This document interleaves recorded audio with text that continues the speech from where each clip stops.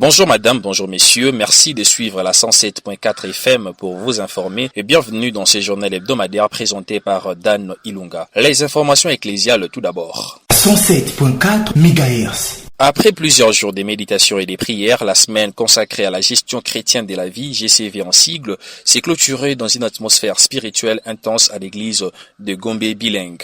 Placée sous les thèmes « Soit un canal de bénédiction pour les autres », la prédication du pasteur Thomas Ongassa a marqué le fidèle par un appel à vivre une spiritualité tournée vers le partage et au service d'autrui. Au terme du culte, plusieurs membres ont partagé au micro de David Mwanangombo leur compréhension du message. Parmi eux, Maman Aurélie Dipo et les frères David Kaposo. Ces derniers ont exprimé la manière dont cet enseignement les interpelle à devenir au quotidien des instruments de bénédiction pour les autres. Suivons-les. Je suis particulièrement bénie pendant ce sabbat. Tout le monde sait que nous sommes pendant le mois de mars, le mois de la femme. La semaine de prière de gestion chrétienne des vies se termine aujourd'hui avec un message très poignant qui m'a particulièrement bénie. Et aujourd'hui, chacun de nous sort en se disant « Je suis un canal de bénédiction pour les autres ». Et j'appellerai chaque femme pendant ce mois de mars de pouvoir se rappeler qu'en tant que femme, nous sommes des canaux de bénédiction pour les autres.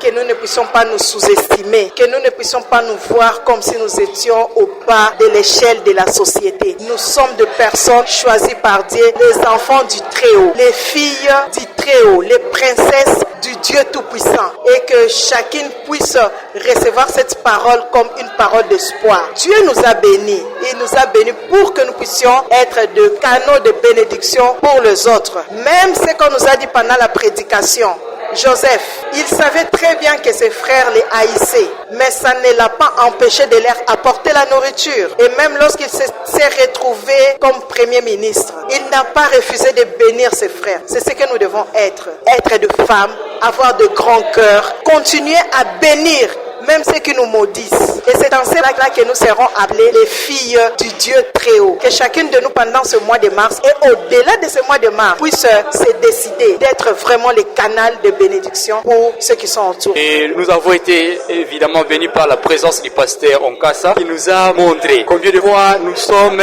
bénis depuis la création à travers Abraham et que cette bénédiction nous devons la partager aux autres. Bien que le monde a été maudit, mais Dieu ne nous a pas maudits. Il nous a fait une source de bénédiction. Et ce que je me de plus, c'est que le pasteur a touché notre vie quotidienne. Que malgré les souffrances, malgré tout ce que nous traversons, mais il y a Dieu qui nous a bénis. Et c'était une ambiance qui nous a vraiment permis encore une fois d'avoir confiance à Dieu et de renouveler notre engagement à notre Dieu. Et la gestion chrétienne de la vie nous appelle toujours à être fidèles à notre Créateur lorsque nous avons été bénis, comme la prédication nous a dit d'être les canaux.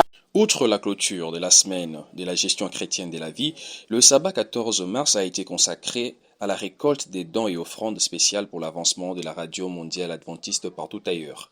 Restons toujours dans cette église adventiste de Gombe Bilingue où la directrice de cette radio adventiste à Kinshasa s'est rendue pour la sensibilisation. Julia Britney Tulomba nous reprend ce qui a été dit devant les fidèles de cette église. On l'écoute au micro de David Mwanangombo. Selon les calendriers de l'Église adventiste du 7e jour dans le monde, le sabbat 14 mars a été dédié ou consacré à la Radio mondiale adventiste, c'est-à-dire que ce jour-là, c'est vraiment spécial pour donner des dons, des offrandes spéciales pour l'avancement de cet outil d'évangélisation. Vous savez, à Kinshasa, il y a un grand centre média qui a déjà été érigé. Alors, il y aura notre Radio mondiale adventiste et puis notre télévision, Hope Channel, que nous avons l'habitude d'appeler ici à Kinshasa RTAS, c'est ça Hope Channel.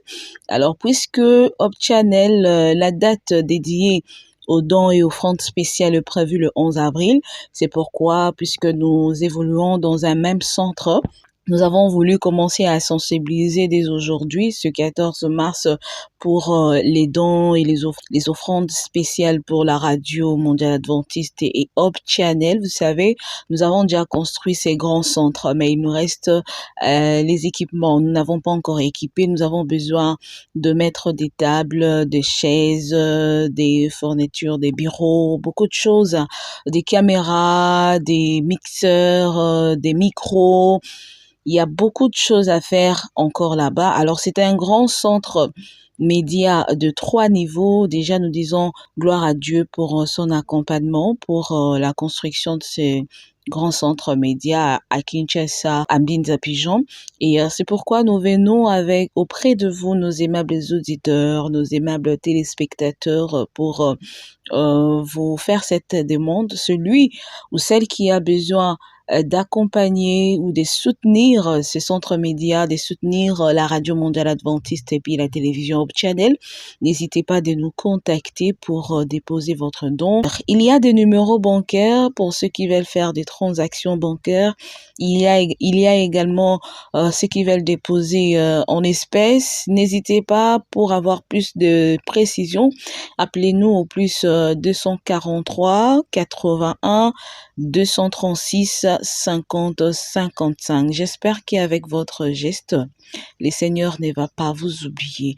Il va vous bénir au centuple. Donc, la sensibilisation se poursuit jusqu'à la fin du mois d'avril, puisque Hope Channel également va célébrer son sabbat spécial de dons le 11 avril. Comment mieux annoncer l'évangile à l'ère du numérique? C'est autour de cette question que les fidèles de l'église adventiste de Bandalungwa ont participé à un séminaire organisé par le département de la communication dirigé par l'ancien Rufin Monga, directeur du département, à l'occasion du sabbat consacré à la Radio Mondiale Adventiste et Hope Channel RDC sous les thèmes la téléévangélisation à l'ère du numérique. Une rencontre qui a mis en avant la nécessité de communiquer efficacement pour toucher le cœur et rappeler l'urgence de soutenir les médias de l'église. Écoutons les résumés de cette activité donnée par l'orateur principal, l'ancien Valentin Congolo, expert en communication des organisations, et la réaction d'une participante, tous au micro de David Mwanangombo. Nous venons de comprendre que la communication d'abord, c'est un élément majeur, un élément hyper important. Sans communication, je ne sais pas ce que nous pouvons faire, ce que peut faire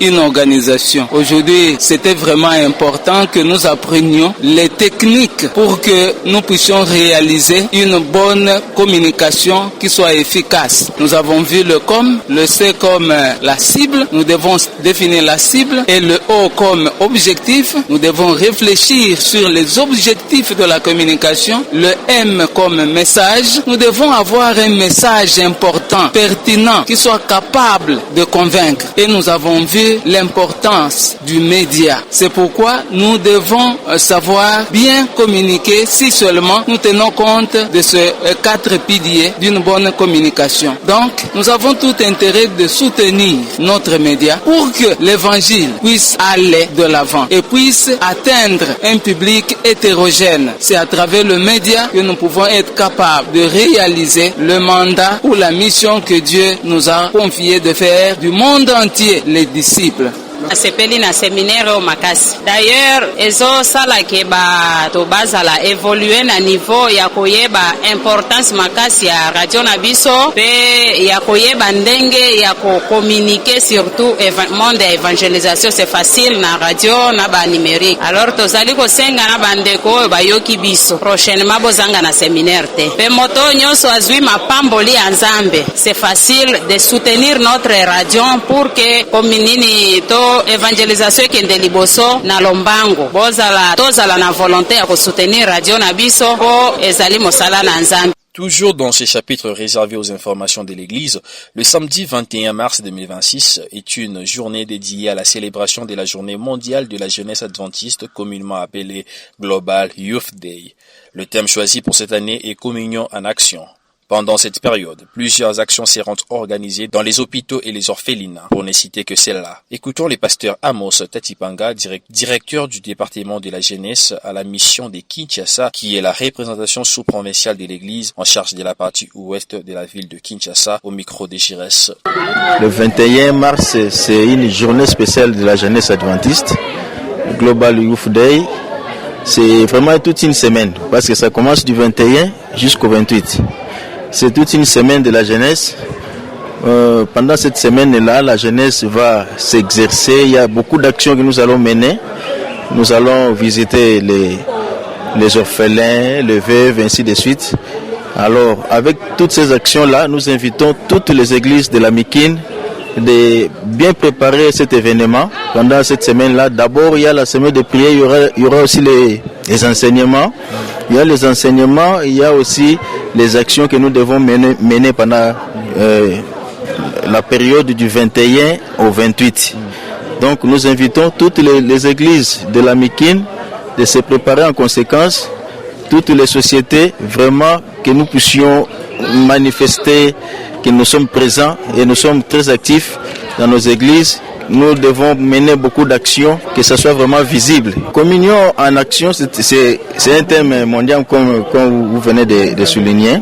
C'est-à-dire que nous voulons partager avec les autres ce que nous avons. Nous voulons partager, que ce soit les enseignements, même quelque chose à partager, même avec ceux qui ne sont pas avec nous dans l'église. Donc nous sommes toujours en communion avec les autres, même ceux qui ne sont pas adventistes. Nous sommes appelés à sortir, aller rencontrer même ceux du dehors, aller dans les orphelinats et aller rencontrer ceux qui sont dans les besoins. Et nous devons être en communion. En tant qu'enfants de Dieu, nous devons partager ce que nous avons ensemble avec les autres. À l'occasion de la clôture du mois de la femme, la représentation sous-provinciale de l'église adventiste de Kinshasa Centre-Est prévoit le 28 mars 2026 une journée de prière à l'église des disciples située dans la commune de Lemba. Ces programmes est consacré aux femmes et jeunes filles en vue de clôturer dans la prière ces mois dédiés aux droits de la femme. On écoute Florence Bopé, directrice du département du ministère de la Femme, au micro de Aimé et Kabeya. En date du 28 mars, nous organisons un culte spécial de prière pour clôturer en bonté le mois de la femme. Nous avons commencé avec toutes les mamans, c'était le 7, et nous voulons aussi finir ensemble en bonté pour prier. Les femmes doivent prier. Sans la prière, nous ne sommes rien.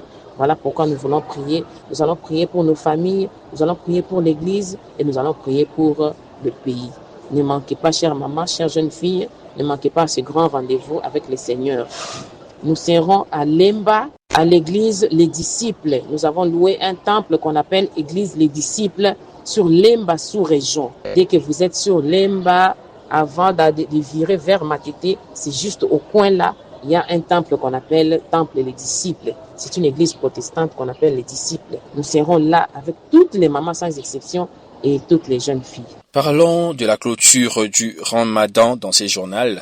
Le Ramadan, 9e mois du calendrier lunaire islamique, considéré comme mois sacré par le musulman. Il est marqué par un jeûne obligatoire, l'un des 5 piliers de l'islam, où il est interdit de manger, boire, fumer et avoir des rapports sexuels à l'aube et au coucher du soleil. Débuté le 18 février, cette fête d'Aïd al-Fitr prendra fin après 30 jours.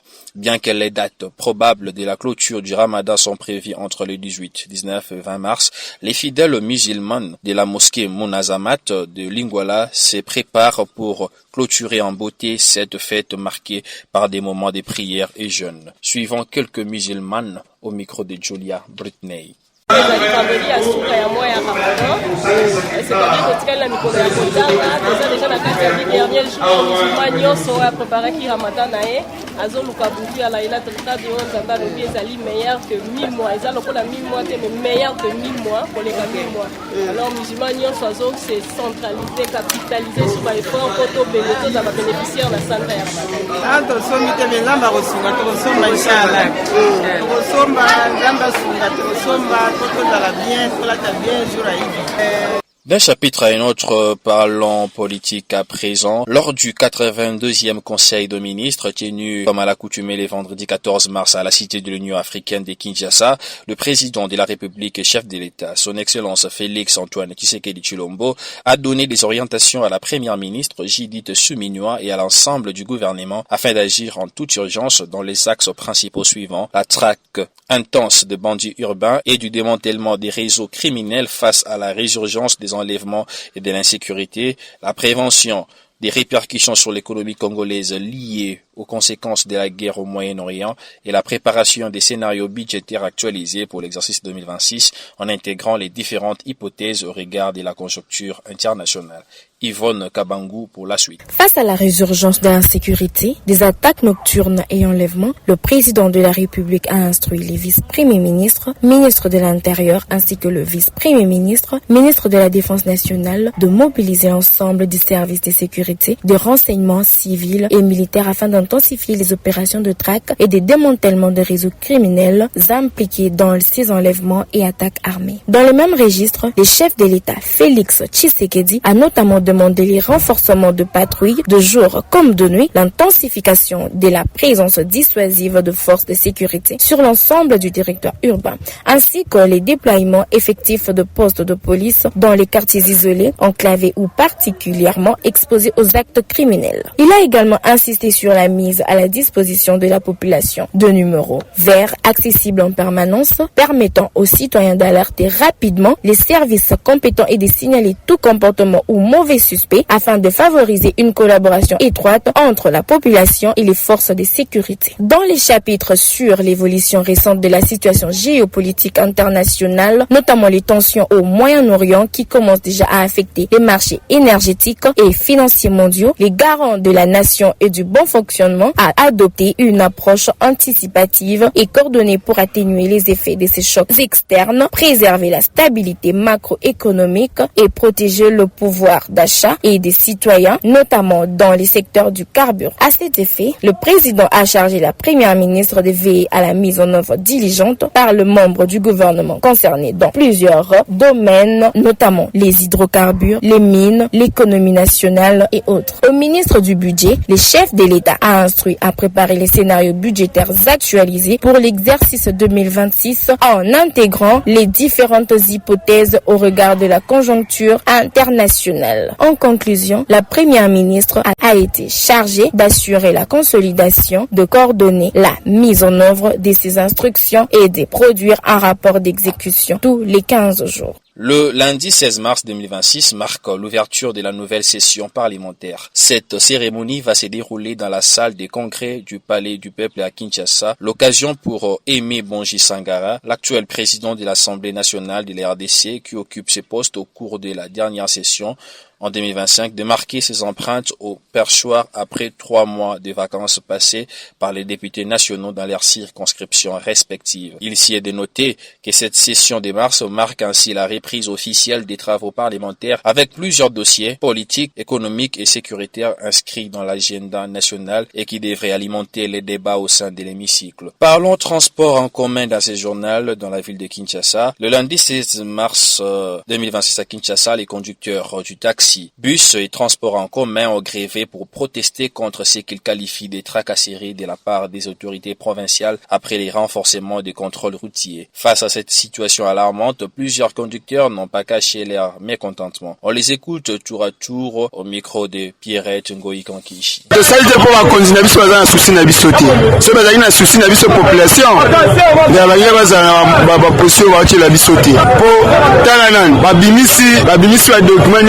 la moko en plus bachel biso ba peine ba mbana mura bachel ba mbasu est-ce que ba document na biso to sombi eza complet mais bazo kanga ka ba cha mbasu baza na souci ya population ti so la na souci na biso ba bi ke mo konzawe uteke pa na biso population ba ngi sa biso boyeti yango ndio solution pour ba kitisa biso ba biloko ba lungande ba biloko wana oza sengote pour makamba sa biso za yango ti biloko ba senga biso to kokisi yango mais makamba o ba sala eza yango te ba mbasu pineza $120 so ipine déjà toboki wana est-ce que banzela pe ba bomisa te mais ba wela ka contrôle technique problème eza juste que ba service ni so l'état déployé na nzela façon déployer ngonga za chauffeur na koza la nom de na mikanda mais ba question zo le capé belé na ba barrière au bâti to bandaki na ba transport ba liboso ko abimisaki to ndimaki mbaso wana to sombi ba document to na nom de na ba document et comme so la ki ba document nyoso ba fo ba tuna ba créer ba mimi bino na combien le ngana ba créer ba mimi na combien ba tali mutu ka so za na parapluie à trace ba kangelo na likamwa parapluie so le ngana parapluie so mutu na couleur te ba kangelo na pana na couleur ya mutu ka donc to ze ba to en fait faut que ça la nini jusque là yango pena net journal le chauffeur nyoso abi afantana mutu ka l'état amekana ko revoir le ko na bref ça là en fait grève eza solution mais toujours grève pour l'état ameka muke ko revoir parce que solution eza du coup mais ko revoir eza que non ba luka bazo ba paramètres mususu ya ko tsaba to na nzela to bandaki na bato ba gilet lelo ba pemi ba Autre chose dans ces journaux, un nouveau développement est observé dans la crise sécuritaire qui secoue l'espace du Grand Bandundu dans l'ouest de la République démocratique du Congo. Plusieurs miliciens Mobondo se sont rendus le jeudi 12 mars dernier au FRDC en présence d'une délégation du ministre délégué à la Défense Eliezer Ntambwe. Selon les services de communication de la 11e région militaire, les combattants rendus ainsi que les armes récupérées ont été transférées à Kinshasa pour la poursuite du processus. Pour rappel, le phénomène Mobondo est né des tensions liées notamment aux conflits fonciers et coutumiers et avait provoqué ces dernières années une forte insécurité dans la région, entraînant des déplacements des populations, destruction de villages et perturbation des activités socio-économiques. Parlons santé dans ces journaux hebdomadaires. Les maladies de reins constituent aujourd'hui un véritable problème de santé publique, souvent découvert tardivement faute d'informations et de prévention. Quelles sont les causes, les symptômes et surtout les moyens pour prévenir ces maladies? Le docteur Sem Akinja, médecin généraliste au centre médical chirurgical des Pigeons, apporte des éclaircissements et donne quelques conseils pratiques au micro de Kevin Bungi, notre stagiaire. La maladie rénale survient souvent de manière silencieuse au début, mais il y a certains signes qui peuvent alerter. Notamment, on peut avoir des modifications des urines. Les urines peuvent être foncées, peuvent changer de couleur ou bien de volume. On peut aussi avoir l'apparition des œdèmes. Les œdèmes, ce sont des gonflements qui arrivent souvent au niveau des membres inférieurs, notamment les pieds, ou bien aussi au niveau du visage. Et à part ça, on peut avoir aussi une fatigue qui peut être persistante. Cette fatigue-là peut être due à l'anémie, parce que le rein ne produit plus assez d'érythropoïétine. Le rein, c'est le siège de la fabrication de l'érythropoïétine. Et on peut aussi avoir une hypertension artérielle. La tension artérielle peut être difficile à contrôler chez les patients qui sont atteints de maladies rénales. Et aussi, on peut avoir des démangeaisons qui peuvent être dues à l'accumulation de déchets sous la peau. Voilà. Alors, les causes de cette maladie sont souvent multiples, mais il y a 4 grands groupes, notamment les causes vasculaires, les causes infectieuses ou inflammatoires, les causes obstructives et les causes toxiques. Dans les causes vasculaires, on peut avoir l'hypertension artérielle et les complications du diabète. Dans les causes infectieuses ou inflammatoires, on peut avoir des glomérulonéphrite ou des infections urinaires à répétition. Dans les causes obstructives, on peut avoir des calculs rénaux ou l'hypertrophie bénigne de la prostate qui vont empêcher l'urine de s'écouler en faisant remonter la pression vers les reins. On peut aussi avoir les causes toxiques qui sont dues à l'usage prolongé des médicaments toxiques ou des substances chimiques. Bon, le traitement, ça dépend du stade de la maladie. Quand la maladie est encore à un stade précoce, le traitement, c'est d'abord le régime alimentaire. C'est pour prévenir d'abord le régime alimentaire. On va demander un régime pauvre en sel et parfois aussi en protéines. On va se demander également un contrôle strict de la glycémie. Et aussi, on va aussi donner des médicaments pour protéger le rein. Autre chose dans ce journal, en République démocratique du Congo, les codes de travail s'appliquent à tous les travailleurs sans discrimination des sexes. Autrement dit, la femme a les droits de travailler au même titre que l'homme. Cependant, cette disposition de la loi numéro 16/010 du 15 juillet 2026 qui modifie les codes de travail de 2002 pose de sérieux problèmes dans certains ménages à Kinshasa. Yvonne Kabangu nous en dit plus dans ses commentaires. En ce mois de mars, le monde célèbre le droit de la femme. Certaines pensent que la place de la femme est dans le bureau plutôt qu'à la maison, a indiqué cette habitante de Kinshasa qui a requis l'anonymat. Je travaillais et je me suis occupée du ménage. Mais quand tu t'occupes du ménage, tout le travail que tu fais de 6h jusqu'à 18h, on ne comptabilise pas ça. Et tu vois même pas, tu vas entendre certains gens qui disent mais tu restes à la maison, qu'est-ce que tu fais à la maison? Et pourtant, le travail de la maison, c'est un travail vraiment pénible. Nous qui ont passé le temps au bureau, on peut un peu comparer les deux là. Je préférerais encore travailler au bureau que faire le travail de la maison. Ce travail-là que les gens oublient et ignorent. Et ils disent, mais c'est quoi? Vous ne faites rien. Vous ne faites rien. Pour Lucie Chinguta, la femme travailleuse doit être responsable tout en prenant soin de son foyer. mon mari m'autorise de travailler dans un bureau, mais à une condition. La condition est celle-ci. Si je peux travailler dans un bureau ou quelque part et bien prendre soin du ménage à la maison, prendre soin de mon mari, mes enfants, la maison doit être propre, normale, sans problème, c'est-à-dire tout est en ordre. Je rentre avant à la maison. Entre moi et mon mari, il n'y a pas de couacs ou bien de désaccords que je ne travaille pas. En tout cas, en ces cas-là, on est d'accord. Vous comprenez? Et que si l'argent qu'on me paye peut ajouter un plus dans notre foyer, il n'y a pas de problème. Si le travail endommage le ménage à la maison plutôt, dans ces cas, mon mari va refuser que je travaille. C'est-à-dire, si le travail commence à m'empêcher même de prendre bien soin de mon foyer, de ma famille, il y a les désordres à la maison. Quand mon mari rentre, il n'y a personne pour l'accueillir, pour s'occuper de lui. Je suis tout le temps fatiguée, je rentre en retard. Tout le temps, je suis préoccupée de ce qui se passe au travail que de prendre soin de mon foyer. Dans ces cas-là, le travail n'est pas une prioritaire. C'est-à-dire, mon mari dira non. Certains hommes estiment que ça dépend du revenu qu'ils gagnent à la fin de chaque mois, a précisé Yves Kabouya. Je n'autorise pas mon épouse à travailler. Pourquoi? Parce que nous sommes d'abord un jeune couple et nous avons un enfant. Je crois qu'elle doit d'abord prendre soin du foyer avant d'aller prendre soin d'une certaine société. Présentement, elle ne fait que vendre. Et pour moi, je peux dire que c'est une volonté permissive. Donc, je la permets de faire ça juste parce que je n'ai pas assez de moyens pour réunir les deux bouts du mois. Donc, je crois que si je trouvais un emploi vraiment qui peut faire que nous puissions, avec mon salaire, que nous puissions payer la bonne, faire toutes les dépenses de la maison, et je ne crois pas qu'elle pourrait sortir le matin pour aller chercher quelque chose. Je crois qu'elle resterait à la maison pour prendre soin des enfants. Dans l'ancien code du travail de 2002, une femme mariée devait avoir l'accord de son mari pour signer un contrat de travail, pour que cela n'occasionne un bras de fer dans le couple. Il est donc recommandé au mari et à la femme de dialoguer pour que le travail de la femme ne pose pas gravement atteinte à la famille. Les divorces semblent prendre de plus en plus d'ampleur en République démocratique du Congo et particulièrement à Kinshasa.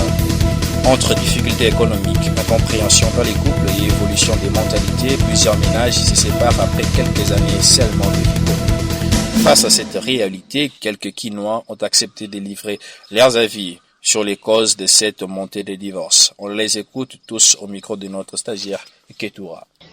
On a baka divorce belé abamboko na biso base ya makambo eze belé ba divorce belé okuta na mwasi mususu aza teti na ndako okoze pe divorce mwasi ayebi kosoigner mobali te kolamba te kobongisa ta makambo ya ndako te kokoze pe divorce liwa pe okoze divorce kozanga kolamba oyebi kolamba te ekokoze pe divorce na ndako pe makambo ya ndako ya chambre soit okomona mwasi aboyi azoboye mwasi na ye na ndako na chambre soit mobali pe azoboye mwasi na ye divorce ekozaka pe divorce na makambo conseil na wapesa na ngai batika lokuta kindumba kolinga mibala basa batu kokosa nde yango wana tambola malamu po omona bolamu na vie.